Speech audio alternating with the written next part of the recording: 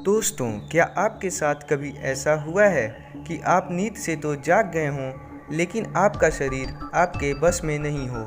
तो हो सकता है आपको भी स्लीपिंग पैरालिसिस की शिकायत हो। तो दोस्तों, मैं हूं आपका होस्ट हिमांशु दीक्षित और आज की इस वीडियो में हम जानेंगे स्लीपिंग पैरालिसिस क्या होता है। क्या आपने कभी ये सोचा है कि आखिर इंसान के साथ ऐसा क्यों होता है? दरअसल ये एक बहुत ही खतरनाक और डरावना फिनोमिना है जो जिस किसी के साथ भी होता है उसकी हालत ख़राब हो जाती है। लेकिन दोस्तों, आखिर ऐसा होता क्यों है? तो लोगों के साथ नॉर्मली यही होता है कि वो दिन भर पे थके हारे आते हैं और बिस्तर पर पड़ते ही उन्हें नींद आ जाती है और उनकी नींद फिर डायरेक्ट सुबह ही खुलती है। यही चीज़ हर किसी के साथ हो ये ज़रूरी नहीं है, क्योंकि कुछ लोग तो ऐसे हैं जिन्हें सोने में काफ़ी दिक्कत आती है, जहां वो कई कई घंटों तक बिस्तर पर पड़े रह जाते हैं लेकिन उनकी आंखों में नींद दिखाई नहीं देती। कुछ लोग तो ऐसे भी होते हैं जो सो तो जल्दी जाते हैं लेकिन कुछ अनजान कारणों से उनकी नींद रात भर बार बार खुलती है और उनकी नींद इसी कारण खराब हो जाती है। सबसे ज़्यादा खतरनाक तो तब हो जाता है जब लोगों को स्लीपिंग पैरालिसिस की शिकायत होने लगती है। दरअसल ये बहुत ही डरा देने वाला फिनोमिना है। इसमें जो लोग स्लीपिंग पैरालिसिस झेल रहे होते हैं वो जब नींद से उठते हैं तो उनका दिमाग तो पूरी तरह जाग चुका होता है, लेकिन वो अपने शरीर को हिला नहीं पाते।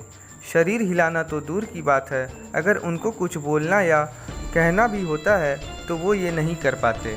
आप इसे इस तरह भी समझ सकते हैं, जब इंसान स्लीपिंग पैरालिसिस की स्टेट में होता है तब उसका दिमाग तो पूरी तरह जाग रहा होता है, लेकिन उसका शरीर पूरी तरह से पैरालाइज हो जाता है, जिस कारण वो समझ ही नहीं पाता कि आखिर ऐसा हो क्यों रहा है। और तो और उसे ये भी पता नहीं चल पाता है कि वो कब नॉर्मल हुआ है। पर दोस्तों, सिचुएशन सबसे ज़्यादा डरावनी तब हो जाती है जब लोगों को ये लगने लगता है कि उनके चेस्ट पर कोई बैठा है। अब आप यही सोच रहे होंगे कि इतनी डरावनी चीज़ आखिर क्यों होती है। तो आपको बता दें कि इसमें डरने की कोई बात नहीं है, क्योंकि ये चीज़ अब काफ़ी कॉमन हो गई है। दोस्तों, जिन जिन लोगों ने स्लीपिंग पैरालिसिस को एक्सपीरियंस किया है वो इसे बहुत ही डरावना अनुभव बताते हैं, जिसमें ना ही वो अपना शरीर हिला पाते हैं और ना ही उनकी आवाज़ निकलती है। लेकिन आपको बता दें कि ये ना ही कोई मेडिकल प्रॉब्लम है, ना ही इससे कोई मरने वाला है। हाँ, ये डरावनी ज़रूर होती है क्योंकि इसमें इंसान काफ़ी डर जाता है।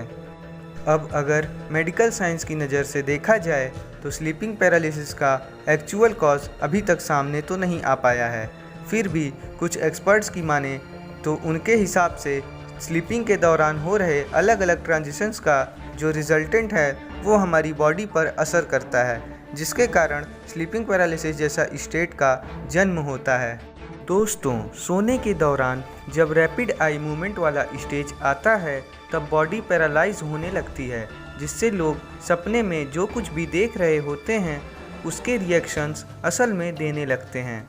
जिन लोगों को स्लीप पैरालिसिस की शिकायत होती है वो इसी रैपिड आई मूवमेंट वाले स्टेज में होते हैं, फिर चाहे वो जाग ही क्यों न रहे हों, उनका ये स्टेज चलता ही रहता है। यही कारण है कि वो अपनी बॉडी को हिला नहीं पाते। दोस्तों, क्या आप जानते हैं स्लीप पैरालिसिस में जो इंसान झेलता है वो किसी 3 कैटेगरीज में डिवाइडेड हैं, जिनमें से वो किसी एक कैटेगरी को झेल रहा होता है। पहली कैटेगरी को इंक्यूबस कहते हैं, जिसमें इंसान को पैरालिसिस के दौरान छाती पर तेज दबाव महसूस होता है और उसे ये लगता है कि उसके सीने पर कोई बैठा है, जिसके कारण उसे सांस लेने में काफ़ी दिक्कत होती है। दूसरी कैटेगरी की बात की जाए तो इसे इंट्रूडर कहते हैं, जिसमें इंसान को डरावनी परछाई जैसी चीज़ दिखाई देने लगती है, जिससे वो काफ़ी तेज़ चिल्लाना चाहता है लेकिन वो ऐसा कर नहीं पाता।